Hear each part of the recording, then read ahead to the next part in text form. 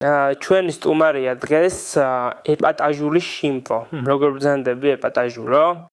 ეპატაჟურს ნუ მეძახი მწყინს. ისე ვარ, აი როგორც მაიმუნს შეეფერება. აი ისე სუნი მცემს, რომ დღეს რაღაც არაორდინალური მოხდება. მე არაფერი მიკადრია და შენი არ ვიცი. შიმპო, რა საქმიანობთ ამჟამად? უმუშავარი, ყველგან მეგრულს და კალკულატორს ითხოვენ. როგორც ვიცი, მთელი სამეგრელო მოიარეთ, რას გაიხსენებდით ამ თქვენი ბლოგიდან? ფოთში მაგალითად იმდენი ხამსა ვჭამე, ზესტაფონამდე თოლიები მომზდევდნენ.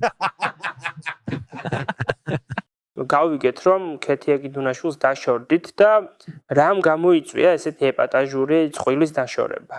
დალევას და ბანანს მიკრძალავდა, მერე მისი ქმარი გადმოვიდა ჩვენთან და 3-2 საწოლიანზე ვერ ვეტეოდით.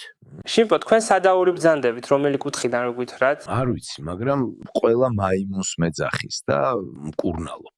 ვინდა ეს რეზინის მიკროფონი, როგორც საუკეთესო კორესპონდენტს გადმოგცე ეპატაჟურმა. ფუფუ რა არის, რა სუნი აქვს? გეგონება ეხა გამოიძრეს უკნიდანო, გაწიე იქით. ეპატაჟური ცეკვა რო შეგვესრულებინა ერთად თუ შეიძლება. დილით ადრე ავდეგი და დავისხი ჩაია, ყოველი არ ვარ, მაგრამ I believe I can fly.